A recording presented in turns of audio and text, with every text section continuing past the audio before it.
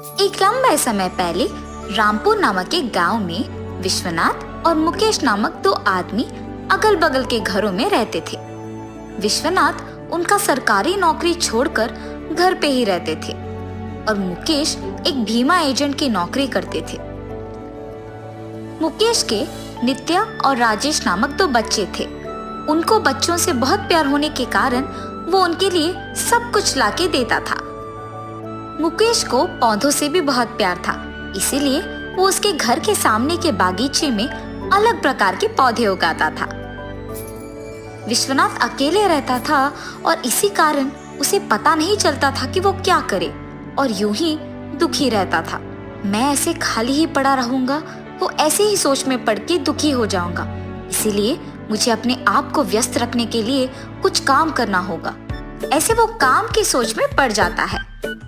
हाँ, अगर मैं अपने घर के सामने एक बागीचा बनाऊंगा तो उनमें अलग प्रकार के पौधे लगाकर उन्हें बेच सकूंगा और इतना ही नहीं, मेरा सारा वक्त पौधों को संभालने में ही जाएगा। ये फैसला करके वो पौधों को लाके उन्हें उसके घर के सामने के बागीचे में लगाता है और उन्हें बेचना शुरू करता है। उसके पास अलग प्रकार के पौधे मिलने के कारण सभी उसी के पास आके पौधे खरीदते थे। इसी कारण वो पौधे लाकर उन्हें वहां लगाता था। हर रोज सुबह मुकेश भी उसी समय में उनके पड़ोसी विश्वनाथ को पौधों को पानी डालते हुए देख चौंक जाता है और तब उसे विश्वनाथ का बागीचा दिखता है। मुकेश अपने पौधों को ज्यादा पानी डालने के कारण वो बहुत ही सुंदर दिखते थे, लेकिन विश्वनाथ उनके पौधों को बस जितना जरूरी था उतना ही पानी डालने के कारण वो दिखने में उतने सुंदर नहीं थे। मैं अपने पौधों को उनसे ज्यादा पानी डाल रहा हूँ, इसी कारण मेरे पौधे दिखने में बहुत हरा भरा और सुंदर है। ये सोचकर उनके पौधों को पानी डालकर वहां से चले जाता है। कुछ देर बाद मुकेश विश्वनाथ के पास कुछ लोग आकर उससे पौधे खरीद के जाना देखता है। मेरे पड़ोसी विश्वनाथ पौधों को कब से बेचने लगे? मुझे तो पौधों से प्यार है, इसीलिए मैं अपने नौकरी के साथ साथ ये काम भी कर रहा हूँ। और अगर मैं इन पौधों को बेचने लगूंगा तो इनसे ज्यादा मेरे ही पास पौधे बिकेंगे। हाँ, सारे लोग मेरे ही पास आएंगे। और उसके फैसला के मुताबिक ही अगले दिन वो भी अलग प्रकार के पौधे लाकर उसके बागीचे में लगाता है और विश्वनाथ की ही तरह वो भी उन्हें बेचने लगता है। उसकी सोच के ही अनुसार सभी लोग पौधे अच्छे दिखने पर मुकेश के पास आकर ही उन्हें खरीदते थे। मेरे सोच के अनुसार ही सभी विश्वनाथ से ज्यादा मेरे पास आकर पौधे खरीद रहे हैं, ऐसे खुशी से पौधों को बेचता था।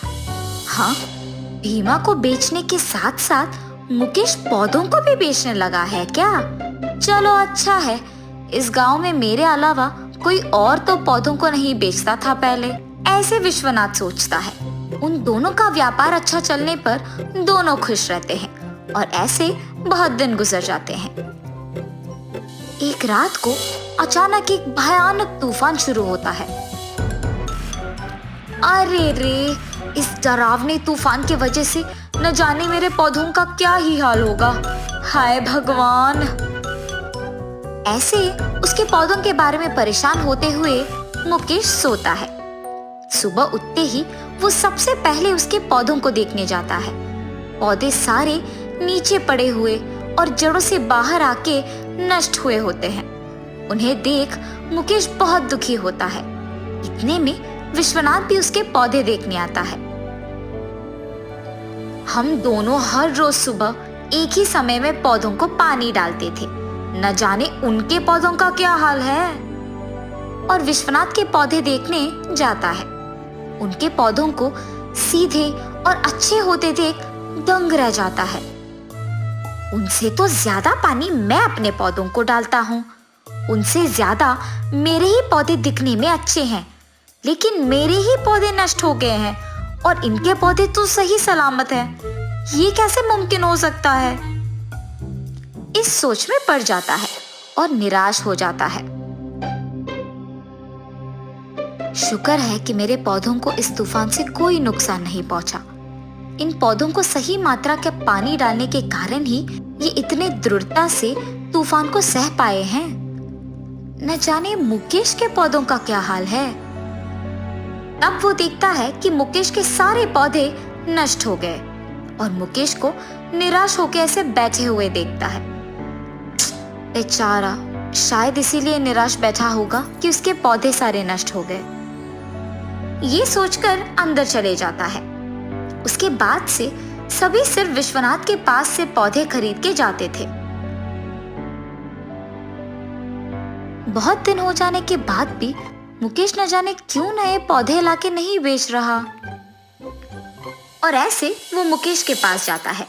मुकेश को ऐसे दुखी ही बैठे हुए देख विश्वनाथ पूछता है, मुकेश, क्या पौधे नष्ट हो जाने के कारण तुम ऐसे दुखी बैठे हो? हाँ विश्वनाथ जी, मेरे पौधे तो जड़ों के साथ बाहर निकलकर गिर गए, लेकिन आपके पौधे तो दृढ़ और मजबूत है, ऐसे कैसे हुआ होगा?